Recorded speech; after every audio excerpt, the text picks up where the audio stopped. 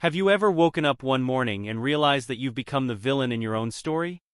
That somehow, through a series of seemingly small choices, you've transformed from someone worthy of love into someone who destroys it. My name is Sophie Weber, or at least it was Weber until last month, and this is my confession. Before I tell you what happened, I need you to understand something. I love my husband Lucas completely, still love him if I'm being honest. What I did wasn't about lack of love. Sometimes I think it would be easier if it had been. At least then, I'd have an explanation that made sense. But the truth is messier, more complicated and far more painful. I'm 30 now, though this story really began when I was 24. I was already establishing myself as a wedding planner, building my reputation in Boston one ceremony at a time. It's ironic, isn't it? I spent my days helping other people create their perfect love stories while simultaneously destroying my own. But I'm getting ahead of myself. Let me take you back to that Halloween party where it all began. October 31st, 2018. My friend Jennifer had transformed her Beacon Hill brownstone into a glamorous 1920s speakeasy. I'd spent weeks planning my costume, a champagne-colored beaded dress that shimmered when I moved, T-strap heels that made my legs look amazing, and a feathered headband that took forever to position just right. I even watched YouTube tutorials to perfect my finger waves and smoky eye makeup. I almost didn't go to the party that night. I just finished coordinating disaster of the wedding, where the mother of the bride had a meltdown over the flower arrangements 10 minutes before the ceremony. I was exhausted, emotionally drained, and my feet were killing me from running around in heels all day. But Jennifer was one of my oldest friends and I'd promised. "You have to come," she'd insisted over the phone. I invited that guy from my office. You know, the one I told you about. He's totally your type. Jen, the last 3 guys you said were totally my type turned out to be either married, unemployed, or living in their parents' basement. Trust me on this one. He's different. She was right about that at least. But the guy she'd intended to set me up with never showed up that night. Instead, I met Lucas. He was standing near the vintage bar Jennifer had rented, looking slightly uncomfortable in his pinstripe suit and fedora. Unlike most of the men at the party who were playing up the gangster theme with fake machine guns and exaggerated accents, Lucas' costume was understated and elegant. He held his glass of whiskey like he wasn't quite sure what to do with it. I noticed him watching me as I worked my way through the crowd, greeting friends and accepting compliments on my costume. Every time I glanced in his direction, his eyes would quickly dart away, and I'd catch the hint of a blush beneath his olive skin. Finally, after my 3rd circuit of the room, I decided to put him out of his misery. I sidled up to the bar, deliberately standing closer to him than necessary as I'd ordered a gin and tonic. "Nice hat," I said, turning to face him. Al Capone. The smile that spread across his face transformed him from merely handsome into absolutely gorgeous. His eyes crinkled at the corners, and a dimple appeared in his left cheek that I would later spend hours kissing. "More like a low-ranking member of his crew," he replied, adjusting the fedora self-consciously. I didn't want to seem too ambitious. Playing it safe then. Usually he took a sip of his whiskey. Though I'm thinking of making an exception tonight. Oh, and what kind of exception might that be? Well, he set his glass down and turned to face me fully. I'm normally terrible at talking to beautiful women at parties. But I've been watching you all night, trying to work up the courage to say hello, and I've decided that if I don't at least try, I'll regret it forever. I felt my cheeks warm. That's quite a line. Not a line, he said quickly. I'm actually terrible at those. I work in its security. The most exciting thing I usually say is, "Have you tried turning it off and on again?" I laughed and something in his expression softened. "I'm Sophie," I said, holding out my hand. "Lucas," he replied, taking it. His hand was warm and slightly calloused. I would later learn he played guitar in his spare time. "Would you like to find somewhere quieter to talk?" I promised to be a perfect gentleman. We ended up in Jennifer's library, talking until well past midnight. Lucas told me about his work in cybersecurity, making complex technical concepts sound fascinating rather than intimidating. I shared stories about crazy bridesmaids and last-minute wedding disasters. We discovered we both loved old movies, Thai food, and had the same slightly dark sense of humor. "Your friend Jennifer said suddenly, during a lull in conversation. She mentioned she was going to introduce you to someone tonight. I felt my stomach drop slightly. Oh, are you him? He shook his head. No, that would be David from accounting. Nice guy, but he came down with food poisoning this afternoon. Lucky for me. Lucky for you. Well, he smiled a crooked smile that was already becoming familiar.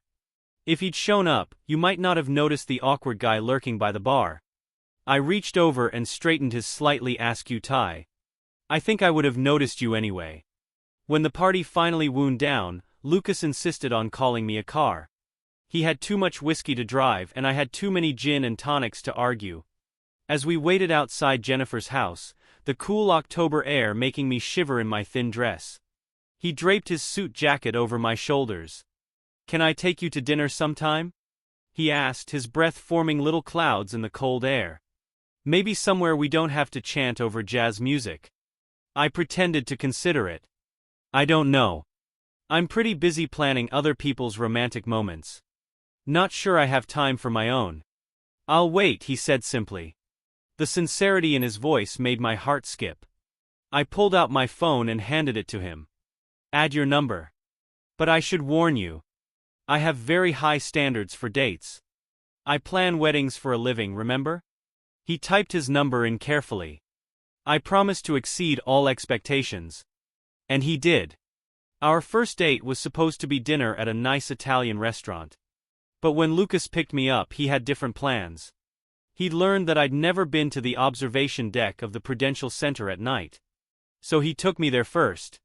We watched the sun set over the city, painting the sky in shades of pink and gold. It's beautiful, I breathed, pressing my hands against the glass. You're beautiful, he replied. And when I turned to look, because really how cheesy was that? The raw honesty in his expression took my breath away. After the sunset, instead of the Italian restaurant, he drove us to a tiny Vietnamese place in Alston that I never would have found on my own. The owner greeted him by name and brought us dishes that weren't even on the menu. I may have done some research. Lucas admitted when I expressed surprise at his knowledge of hole-in-the-wall restaurants. I wanted to impress you. Consider me impressed. And I was. Not just by the effort he put into planning the evening, but by the way he listened when I talked, asked thoughtful questions, and seemed genuinely interested in my answers. That first date turned into 2 years of the kind of courtship I'd previously only seen in romantic movies or helped plan for my clients. Lucas was thoughtful in ways that went beyond the usual flowers and chocolates, though there were plenty of those too. He remembered little details about things I liked and incorporated them into his gestures. When I mentioned missing the apple cider donuts my grandmother used to make, he spent a weekend learning to make them from scratch. After a particularly stressful wedding left me in tears, he ran me a bath with my favorite lavender oils and written me from Pride and Prejudice. Even doing different voices for the characters. Until I was laughing instead of crying. Our relationship wasn't perfect, no relationship is, but we handled our disagreements with respect and understanding. When Lucas got absorbed in work and forgot our plans, he'd apologize sincerely and make it up to me. When my spontaneous nature clashed with his need for planning, we'd find compromises that worked for both of us. The proposal came during a weekend trip to Cape Cod. Lucas had arranged a private sunset sailing trip, claiming it was just because I'd mentioned wanting to learn to sail. I should have suspected something when he insisted I dress up for it. Lucas usually preferred casual clothes, but I was completely surprised when he got down on one knee just as the sky turned pink. Sophie, he said, his voice shaking slightly, you make every day of my life better just by being in it. He challenged me to try new things, to be spontaneous, to live life instead of planning for it. You're the first person I want to talk to when something good happens, and the only person I want to hold me when something bad happens. I want to spend the rest of my life trying to make you as happy as you make me. He pulled out a ring box and inside was the most perfect engagement ring I'd ever seen. I'd seen a lot of them in my line of work. It was his grandmother's ring, reset with modern touches. The original diamond now surrounded by smaller sapphires, the gold band replaced with platinum. Will you marry me? I was crying so hard I could barely get the yes out, but he understood anyway. The wedding planning was a dream and a nightmare rolled into one. As a wedding planner, I knew exactly what I wanted, but I also knew all the things that could go wrong. Lucas was amazingly involved in every decision, learning about flower varieties and cake flavors, helping me choose between different shades of blue for the bridesmaids' dresses. "You don't have to do all this," I told him one night as we pored over reception menu options. "Most grooms just show up on the day." He looked up from the catering samples with a serious expression. "This is our day, Sophie, not just yours." I wanted to be perfect for both of us. The wedding itself was everything I dreamed of. We got married in the Boston Public Garden on a perfect June day. I wore a dress that made me feel like a princess, and Lucas cried when he saw me walking down the aisle. Our first dance was to At Last by Etta James, classic but not cliché. When Lucas dipped me at the end of the dance, I felt like the luckiest woman in the world. The first few years of marriage were even better than dating. We traveled whenever we could, weekend trips to Maine, a 2-week adventure in Italy, even a spontaneous road trip to Nashville just because we were craving real Southern barbecue. At home, we were that couple that other couples invite. We hosted dinner parties where Lucas would cook elaborate meals while I decorated and entertained. I loved watching Lucas work from home, his forehead creased in concentration as he solved complex security problems. He'd get so focused he'd forget to eat, and I'd bring him coffee and sandwiches, kissing the top of his head. He'd grab me and pull me into his lap, saying work could wait 5 minutes. My wedding planning business was thriving. I had a waiting list of clients and had even been featured in several bridal magazines. Lucas supported me completely, even when I had to work weekends or take late-night calls from panicked brides. We balanced each other perfectly. Lucas was the steady one, the planner who made sure we had savings and insurance and everything adult life requires. I was the spontaneous one, driving him to midnight movie premieres or suggesting we try skydiving. He'd pretend to resist, but I could always see that spark in his eyes that said he loved my crazy ideas. Then Nick came home from Canada and everything changed. Lucas was excited about his cousin's return. They'd been close as kids, but hadn't seen each other in years after Nick moved to Vancouver for work. "You'll love him," Lucas kept saying. "He's like me but with a better sense of humor." I should have been prepared for the way Nick looked. Lucas had shown me photos, but nothing prepared me for the reality of him. He was tall, taller than Lucas, with thick blonde hair that fell across his forehead in a way that seemed awfully messy. His eyes were the kind of blue you see in travel magazines featuring tropical beaches. When he smiled, one corner of his mouth lifted slightly higher than the other, giving him a perpetually mischievous expression. I threw a welcome home party for him at our house. Nothing fancy, just family and close friends, good food and plenty of wine. Nick arrived fashionably late, carrying a bottle of maple whiskey from Canada, and wearing a fitted blue button-down that made his eyes look even more incredible. "So you're the famous Sophie," he said, pulling me into an unexpected hug. Lucas didn't do you justice in his descriptions. I felt my face flush. "All good things, I hope." "He said you were beautiful and fun," Nick replied, still holding me a fraction too long. "He didn't mention you were stunning." Throughout the party, I kept finding myself near Nick. Or maybe he kept finding himself near me. We'd end up in the same conversations, laughing at the same jokes. His eyes would meet mine across the room, and I'd feel this little jolt of electricity. When he offered to help me clean up in the kitchen, I should have said no. "You're wasted as a wedding planner," he said, loading the dishwasher while I wrapped leftover food. "You should be a model." "Right," I laughed. "I'm sure the fashion world is desperate for 5'4" 30-year-olds. He stepped closer, taking the container from my hands and setting it down. "You didn't see yourself clearly, did you?" "Nick," I started to say, but my voice came out breathy and uncertain. I know, he stepped back, raising his hands. "You're married to my cousin." "I'm just saying you're extraordinary, Sophie." "Lucas is a lucky man." That should have been the end of it. A mild flirtation at a party, nothing more. But Nick had moved into an apartment just 15 minutes from our house. He started dropping by regularly, usually when he knew Lucas would be home. We'd all have dinner together, watch movies, play board games. It was fun and innocent at first. But there were moments. Moments when Lucas would go to the kitchen for more drinks, and Nick's hand would brush mine as he reached for the popcorn. moments when our eyes would meet during conversation, and the rest of the room would seem to fade away. The text messages started innocently enough. Group chats about plans for the weekend, funny memes shared between cousins. But gradually, private conversations emerged. Nick would send me pictures of street art he found on his walks, knowing I loved that sort of thing. I'd share stories about difficult clients, and he'd make me laugh with his responses.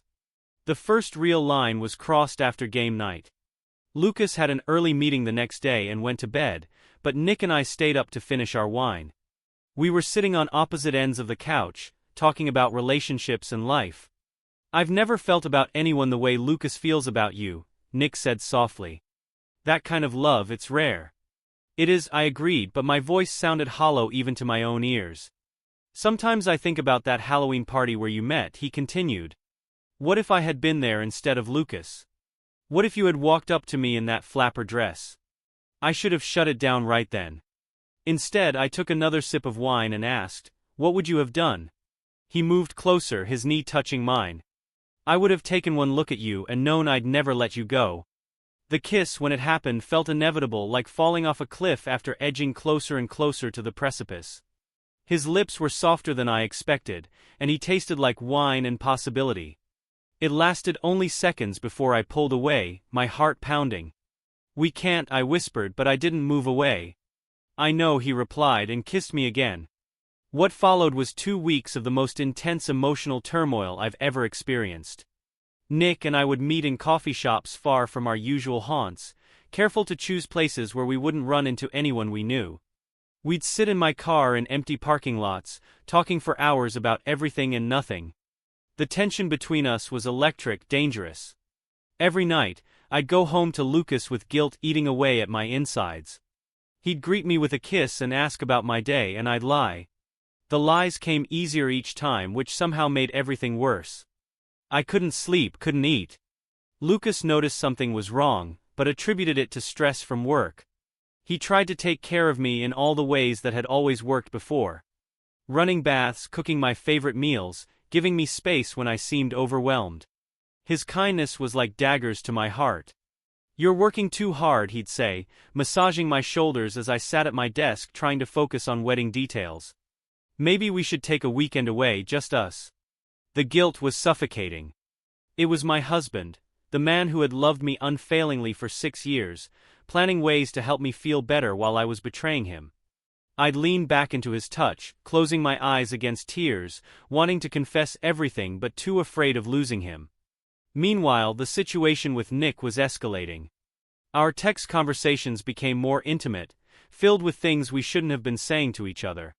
He'd send messages late at night, telling me he couldn't sleep because he was thinking about me.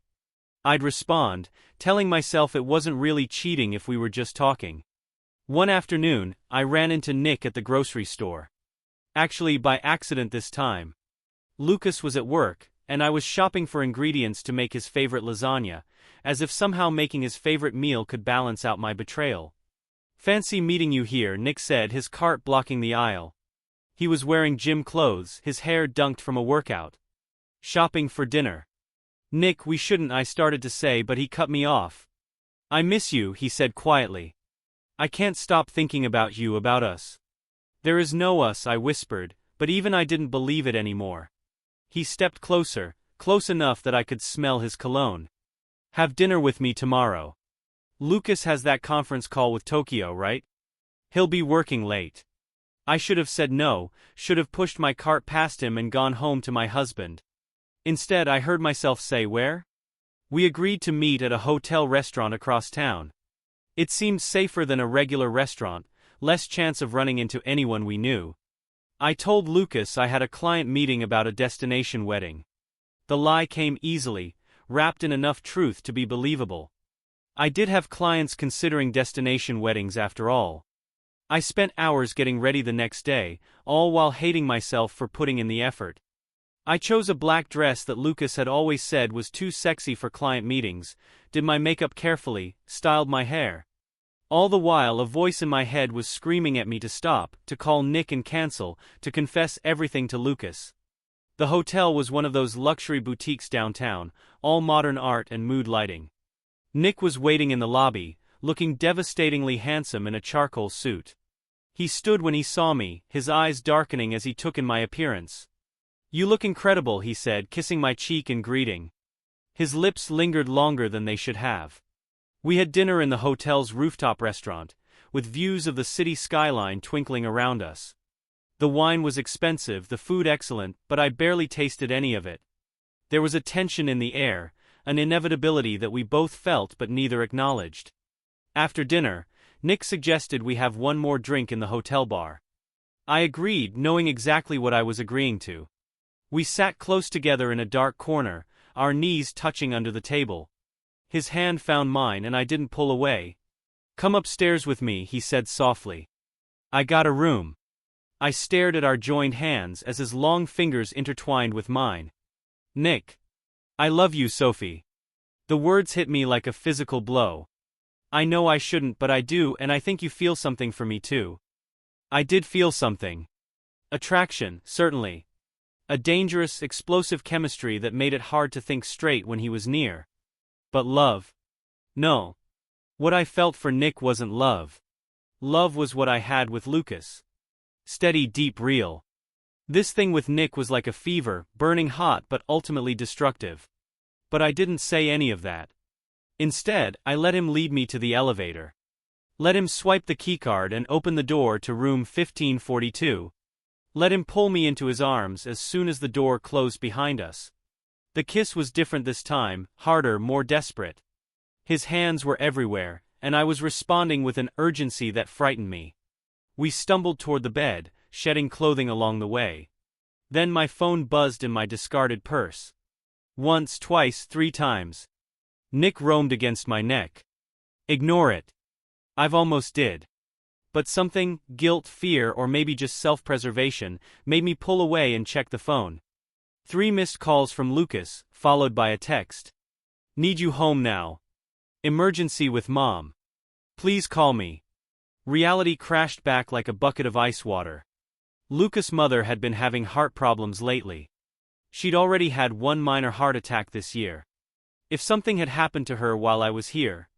"I have to go," I said, already pulling my dress back on. "Lucas' mom. There's an emergency." Nick sat up, running a hand through his disheveled hair. "Sophie. Wait. No." I cut him off. This was a mistake. All of it. "We can't. I can't." I grabbed my purse and ran, not even bothering to check my makeup or fix my hair. In the elevator I tried calling Lucas back, but it went straight to voicemail. My hands were shaking so badly I could barely order an Uber. But when I got home the house was dark. No Lucas. No emergency. Just a note on the kitchen counter in his precise handwriting. "Gone to Mark's. Don't wait up. Mark." Lucas' friend who worked in hotel security. My phone buzzed again. A text from Nick. "Lucas knows. He set us up. Mark saw us at the hotel and called him." I sank to the kitchen floor, still in my too tight black dress, and waited for my world to implode. Lucas didn't come home that night. Or the next. When he finally returned 3 days later, he was eerily calm. 6 years, he said, sitting across from me at our kitchen table. 6 years of marriage, 8 years together, and you throw it all away for what? A few weeks of sneaking around with my cousin. "Lucas, please." I reached for his hand. But he pulled away. "Don't." His voice was ice. "I talked to Nick, you know. He told me everything. Every text. Every meetup. Every lie you both told me. He's on his way back to Canada, by the way. Couldn't get out of town fast enough once I confronted him. The betrayal hit me twice then. Not just my betrayal of Lucas, but Nick's betrayal of me. He promised we were in this together. That he loved me.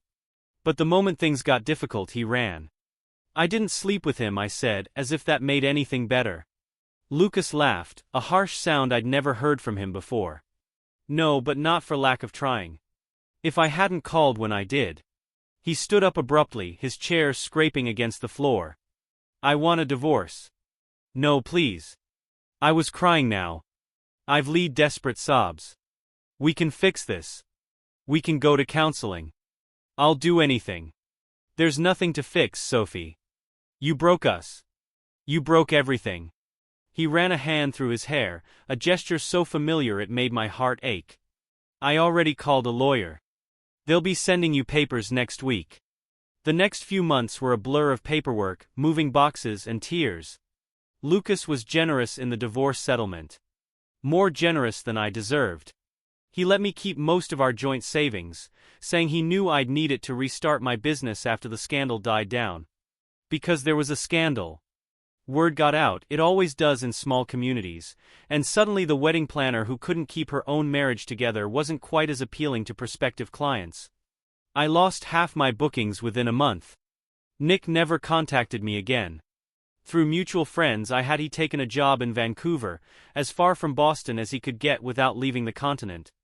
Sometimes I wondered if he ever thought about me, if he felt any guilt about how quickly he'd abandoned our supposed love when things looked difficult. But mostly I tried not to think about him at all. I moved into a small apartment across town, adopted a cat named Fitzgerald, after F. Scott, a reminder of that first Halloween party in my flapper dress, and started seeing a therapist. Dr. Chun helped me understand that what I'd done wasn't about Lucas at all. It was about me, about my own insecurities and need for validation. You had a man who loved you completely, she said during one session. But instead of recognizing that as valuable, you needed to prove you were still desirable to others. Why do you think that is? It took months of therapy to begin answering that question. To understand that no amount of external validation could fix internal emptiness. That the excitement of forbidden romance was really just a way of avoiding deeper issues. My business slowly recovered. Some clients stayed loyal, and others were drawn to what one bride called my redemption story. I learned to be more careful with their trust, knowing firsthand how easily happiness could be destroyed by careless choices. Lucas started dating again 6 months after our divorce was finalized. I saw them together at our old favorite restaurant. A pretty redhead who looked nothing like me. They were holding hands across the table, and he was looking at her the way he used to look at me. I wanted to hate her, but I couldn't. She probably deserved that look more than I ever had. As for me, I'm learning to live with my choices. Learning to forgive myself while never forgetting the lesson. Learning that sometimes the hardest consequences of our actions aren't the external ones, losing a husband, a home, friends, but the internal ones. The knowledge that you're capable of hurting someone who loved you completely. Understanding that trust, once broken, leaves scars on everyone involved. I still organize weddings, helping other couples start their journeys together. Sometimes during the ceremonies, I hear the words "for better" or "for worse" and feel my chest tighten. I know now what those words really mean, what they demand of us. I know because I failed to live up to them. If you're reading this and feeling tempted by something or someone you know you shouldn't want, remember my story.